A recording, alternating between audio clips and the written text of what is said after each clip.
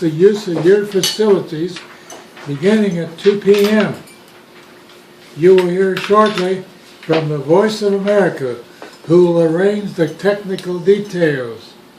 In the quote, they informed us that they had advised and had the approval of the Federal Communications Commission. Let me read one more short paragraph. Well, that was a surprise. I'm sure that I called the station manager and then waited. I hope my dad is with me here. And then waited for the call from the Voice of America. They called and gave more details. They said that a circuit to our facility was being installed and that Pacific Bell would be at our location shortly to install a drop at our end and check the circuit through. I believe we were informed that we should sign on as usual about 10 minutes before the hour, and then announce that we were preempting our usual programs and turning the programming over to the Voice of America. Then we were to switch it over to the Voice of America circuit promptly at 2 p.m. Just a little bit more. The Voice of America program KGEI, this privately owned shortwave broadcast station, Voice of America program KGEI, as long as they wanted that day. The same procedure was followed for several days, maybe a week. This was the, quote, Cuban Missile Crisis. Wow. The following is a short subscription of the crisis from pages 203 and 204 of, quote, A Basic History of the United States, in the quote, Volume 5 by Clarence Carson. Can I read a little bit more? Yeah. Just finish the page. Go Yeah. ahead. I got a blowing out. For my dad. I didn't. Best moment. Carter, come over here. Oh, good. What did I no. end at? What did No, leave that part alone. A Basic History of the United States, Volume 5 by Clarence Carson. And I have a paragraph him quoting from Clarence Carson. Quote, the most serious crisis of the President Kennedy administration was the Cuban Missile Crisis in October 1962. Republican Senator Kenneth B. Keating, thank you, of New York publicly charged that the Soviet Union was arming Cuba with nuclear missiles and sites for launching them were under construction. That's very serious for the United States, you know, because Cuba was not a friend. No, neither was Fidel. Our government confirmed the truth of his allegation and that missiles had begun arriving in Soviet ships in Cuba in September. President Kennedy went on television and radio to inform Americans about the seriousness of this Soviet action. Quote, the purpose of these bases, Kennedy said, quote, can be none other than to provide a nuclear capability strike in the Western Hemisphere. In the quote, he described it as a, quote, deliberately provocative and unjustified action which cannot be accepted by this country. In his quote, Kennedy warned the Soviet Union in the strongest terms that unless that country removed its missiles from Cuba, that he would quarantine all shipments to Cuba and that if any missile were fired upon the United States, it would be treated as an attack by the Soviet Union and would be met by massive retaliation from the United States. The Soviet Union backed down, and Khrushchev entered into an agreement to withdraw the missiles in return for an American commitment not to invade Cuba. Khrushchev also agreed to withdraw Russian troops from Cuba, though he took his time in doing so. A little bit more on that, a quarter of a page. Go ahead and read it. Yes. Yes. Back to me.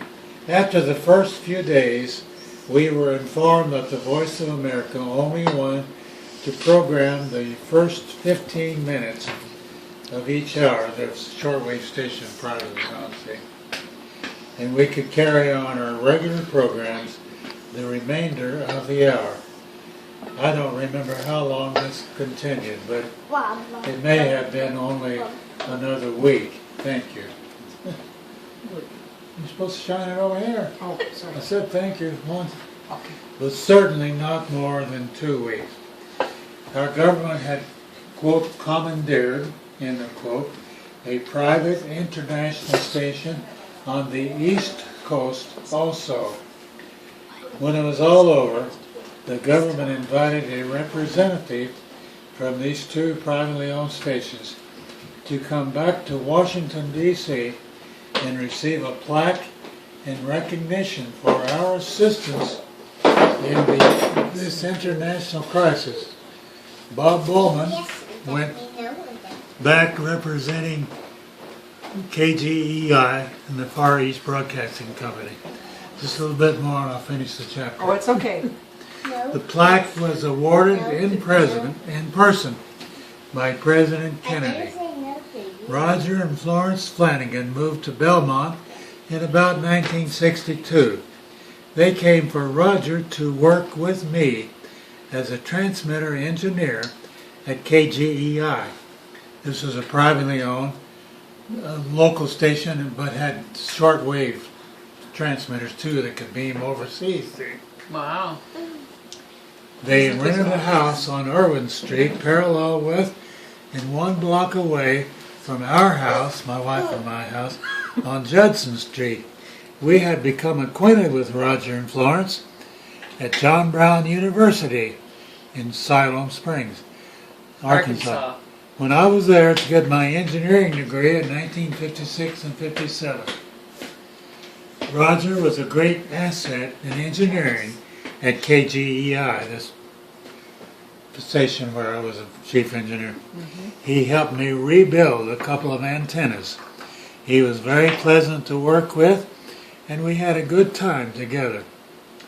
I recall another startling event that happened during my tenure at KGEI, this privately owned broadcast station, beaming overseas.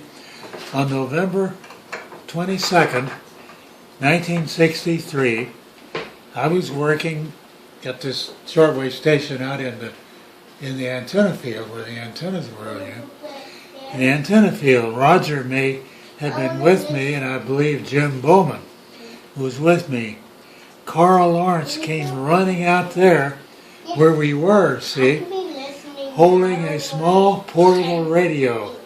As he neared me, he began calling out, "Kennedy's been shot! Kennedy's been shot!" End of quote. That was the day that Lee Harvey Oswald fired shots with a high-powered rifle into the presidential limousine from several stories up in a building that was in the route of the motorcade where President Kennedy was going en route, Dallas, Texas.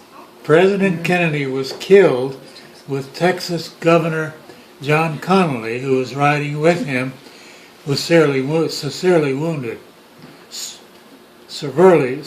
wounded. The rest of the story is told in American history books published subsequent to that date. Wow. Interesting, Daddy. And I it's got a in call your from the book. White House. And you talked to the president? Or just the Yeah. secretary? What did I say? Somebody in the White House. Somebody in the White House. I've asked people, other people through the years, you ever get a call from the White House? I did. They didn't know they were calling Don Smith, but they were calling that short private. In that era, there were two privately owned shortwave stations. One was on the East Coast and one was on the West Coast. Yeah. And I was working for one of them. I'm forgetting which one. I had it written down. KGEI. In the West Coast. Yes.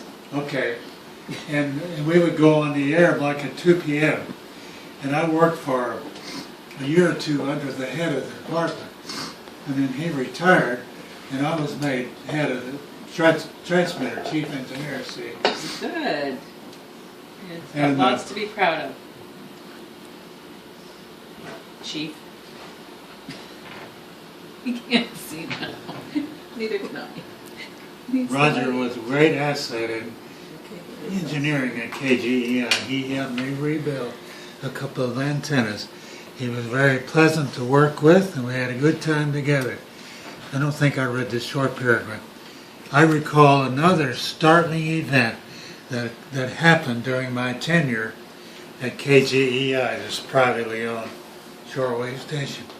On November 22, 1963, I was working out in the antenna field, of the station. Roger may have been with me, and I believe Jim Bowman was with me. Carl Lawrence came running out there from the chief engineer, holding a small portable radio. As he neared me, he began calling out, "Kennedy's been shot! Kennedy's been shot!" This is the day that Lee Harvey Oswald fired shots with a high-powered rifle into the presidential limousine from several stories up in a building that was on the route of the motorcade that President Kennedy was riding in. See, President Kennedy was killed, and Texas Governor John Connally, who was riding with him, was severely wounded. The rest of the story is told in American history books published subsequent to that date. Mm-hmm. Good story. That is so Yeah. interesting.